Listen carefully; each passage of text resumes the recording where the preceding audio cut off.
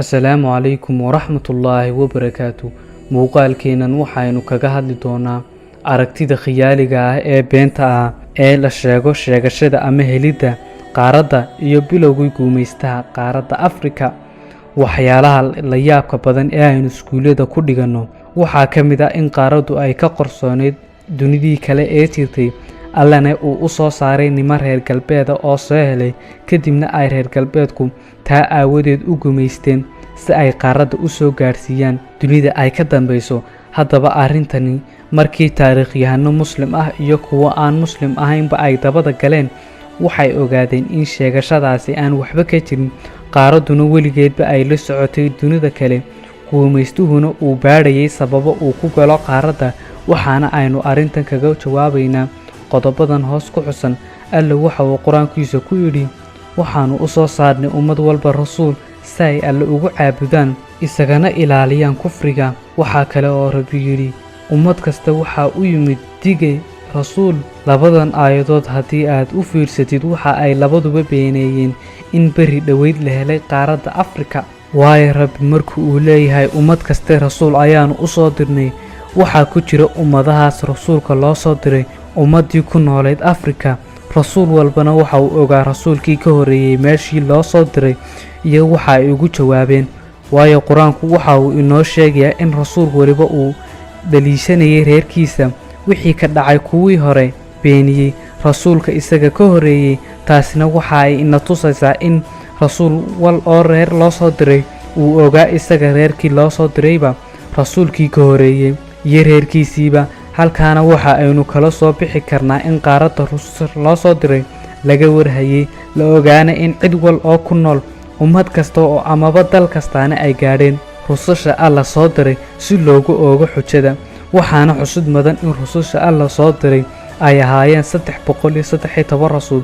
waa sida ay qabaan culimo badaniye, laakiin inta aynu noqono meelaha loo soo diray ee qur-aanka ku xusan waa 22 rasuul. Suurtagalna maaha in Rabbi uu ummadda yacay oo aanu u soo dirin wax rasuula. Dadka dhulka ku nool dhammaantood waa ilmo aadan kooda, gaalka iyo ka muslimka ahiba. Taariikhda waxa ku cad in dadkaasi karti iyo xoogba lahaayeen, caqligana ma gasho waxay iyagu waayeen dadkan dambe ee daciifka ahi soo heleen oo reer galbeeda. Waxa ay sheegaan inay heleen dhulalkan bilowgii qarnigii 19aad. Haddaba su-aasha isweydiinta mudani waxa ay tahay, maxaa isku beegay ridistii ama dubitaankii dowladdii islaamka ahayd ee Turkiga iyo helistii dhulkan? Maxay u jiri ka hor meelo ay helaan, ama maxaa loo arki waayey intii dowladda islaamka ahayd ee xaqiiqada ogeyd ka talinaysay dowladda? Kutubta juquraafiga ah ee islaamku qoray boqolaal qarni ka hor waxaa ku cad in dhulalkan iyaga oo si faahfaahsan uga hadlaya dhul kasta, dadka nool iyo caadooyinkiisa. Waxaana ka mid ah nimankan juquraafiyaankii Abu Rayhaan al-Bayruum, Abu Xasan al-Mascuudi oo isna ahaa juquraafiyiste aad u weyn. Waxaana uu booqday meelo badan oo dunida ka mid ah, isaga oo qarina kitaab uu kaga hadlayo Afrika iyo wixii uu ku arkay. Muddo 3 sano ah oo uu ku noolaa Abu Cabdallah al-Idrisi oo isna ahaa caalim fankan aad ugu horreeyey. Waxaana uu ku qoray kutub aad u badan. Mid kutubtiisa ka mid ahna waxa uu raaciyay 71 khariidadood oo uu ku sharaxayo qaabka dunida. khariiradaha iyo kutubtaasina ilaa maanta waxa ay yaalin muxtafyada dunida sida madxafka caasimadda Paris ku yaala iyo jaamacadda waddanka Ingiriis ku taala ee Oxford. Waxaa kale oo culimadan ka mid ah caalimkii weynaa ee Ibnu Baduuda oo runtii aan sharax inooga baahnayn maanta reer galbeed ay u qiraan fadliga iyo cilmiga uu lahaa. Waxyaalaha la yaabka badan ee caalimkani ku beeniyo waxaa ka mid ah sheegashada ay ku sheegtaan inay heleen dhul ka mid ah dalka Hindiya iyo jasiiradaha Maldives. Haddana marka aad taariikhda ku noqotid waxa ku cad in caalimkani uu joogi jiray meelahan ay sheeganayaan, uuna ka ahaa qaadi maxkamadeed sida ay taariikhdu qorto.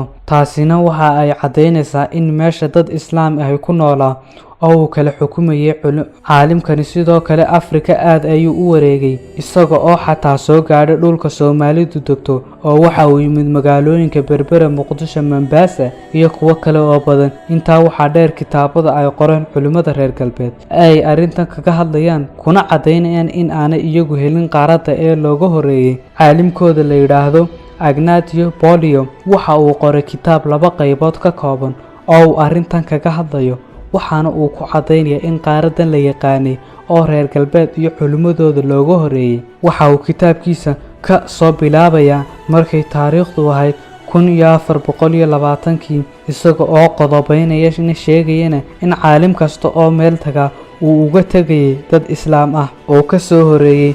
waxa kale oo uu ku sheegaya isla kitaabkiisa in carabtii deganeed waddanka Morocco ay ahaayeen kuwii u horeeyay ee gaadha Afrika inteeda kale. caalimkan waxa kale oo uu kitaabkiisa ku taabanaya helitaanka qaaradda Mareykan, isagoo na beeniyay qaaradda Mareykan iyo helitaankeeda. waxa kale oo caalimkani taabanaya in nimankii sheegtay inay qaaradda soo heleen ay hogaaminayeen niman carab islaam ah oo iyaga laftooda aanay meesha garanayn, laakiin ay markii dambe hagardaameeyeen oo nimankiina ka takhaluseen iyana qaaradii la wareegeen. haddii aad eegtid taariikhda ay culimada galbeedku sheegaan inay bilaabeen baadhitaankii dhulal cusub, waxa aad arkaysaa inay ku beegan tahay xilligii ay sii dhacaysay dowladdii islaamiga ahayd ee ka talin jirtay wadamada Spain iyo Portugal waa Andalus. waayo taariikhda la sheegay in la bilaabay helitaankii dhulkan waa 1480kii, dowladana waxa ay dhacday 1492kii. taasina waxa ay na tusaysaa in markii laga takhalusay dowladdii islaamiga ahayd ee dalka ka ilaalinaysay, iyagiina loo soo jeestay oo la bilaabay in badhna la gumaado, inta soo hadhayna la gumaysto. qanyahanada reer galbeed ugu waaweyn waxa ay qabaan in duulaanka reer galbeed uu bilaabay xilligii la riday dowladda Andalus. sababaha iyo kuwa kale oo badan ayaynu kaga jawaabi karnaa sheegashada reer galbeed ee khuseeya dhanka qaaradda Afrika.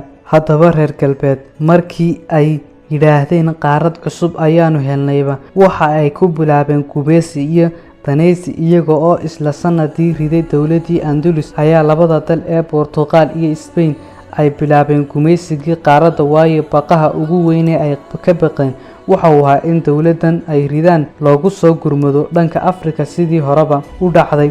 taasina waxa aynu odhan karnaa waxa ay ahayd bilowgii gumaysigii qaaradan.